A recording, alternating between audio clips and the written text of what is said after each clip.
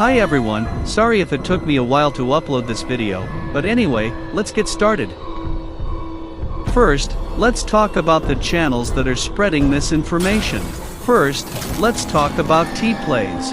Many will say that he doesn't spread misinformation, and while he doesn't, he does accidentally, since he doesn't know about development and says the first thing that comes to mind. Like basing it on the Chapter 4 releases, which is silly to do because the pattern doesn't repeat itself. But anyway, this isn't meant to offend him or anything, but now let's get into the final analysis of the controlled leaks of the mobile port. If you look closely, when the guy is playing, the game reacts immediately to his fingers. You might say, hey, but that can be done in an emulator like GameHub, but it can't. Because in GameHub version 5.0.0, the HUD isn't fully customizable. You can't add images or anything. And while version 6.0.1 did come out, which does include that customization, it was released much later.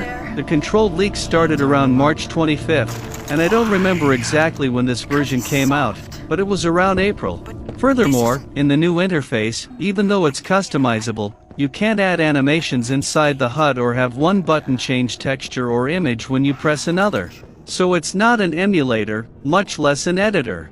Another thing to mention is that arc-like effect that chases the joystick ball, which also can't be added in GameHub. Another thing is that the HUD fades away quickly when cutscenes appear, something Mob already did with previous ports, which I'll repeat. It's also impossible to do on GameHub. We're going to do an overlay test on the PC version and then on top of that on the mobile version.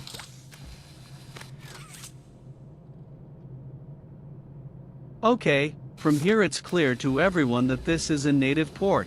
Look at these details. The save game icon isn't in the same place as the PC version. Instead, it's literally incorporated into the screen resolution of a mobile phone. Another detail we can find is that while the PC screen resolution looks narrower, the mobile one looks more elongated.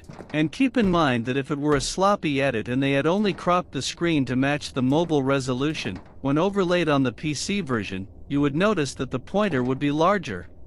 Okay, I think you already believe in controlled leaks, right?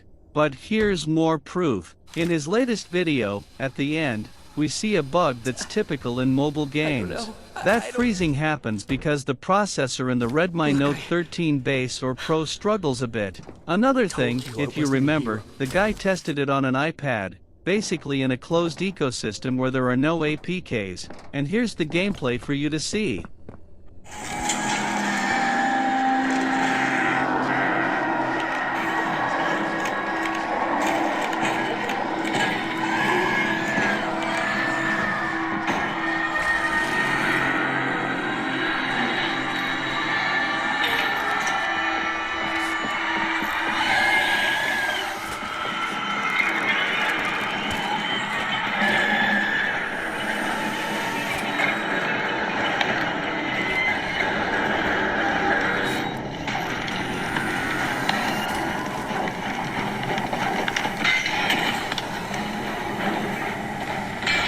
Well, that's all.